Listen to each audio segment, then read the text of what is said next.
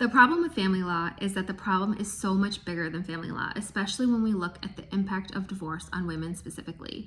On a macro level, the policies that we have in place in this country just don't support women and families. We have a wage gap. We don't have paid maternity and paternity leave. We don't have subsidized childcare like a lot of other countries in the developed world have.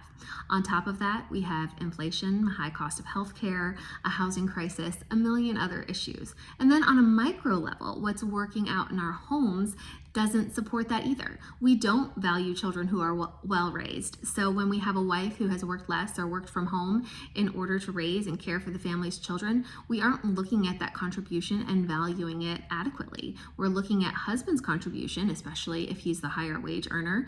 And it's true, there's spousal support and there's child support, but in states all across the country, there are more and more ways put into place each year that limit a woman's entitlement to spousal support, especially, and the amount of time that she can ask for it.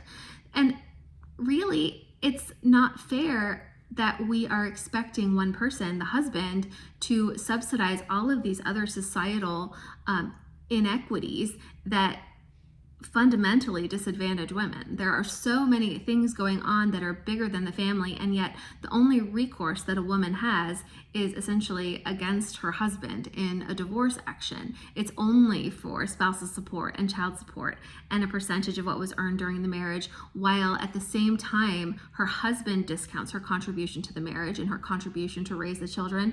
And on a federal level, we just don't value that, and we don't put policies into place that support that. So the only way that she can get any kind of support, and we've already limited that, is through her husband in the divorce action. And there's no other support. In countries, developed countries, and other places, other parts of the world, there are more social programs in place. So it's not as much of a devastating economic situation for women to leave a marriage. And that, I think, in a nutshell, is the big elephant in the room when it comes to family law. The math just doesn't math, and women pay the price.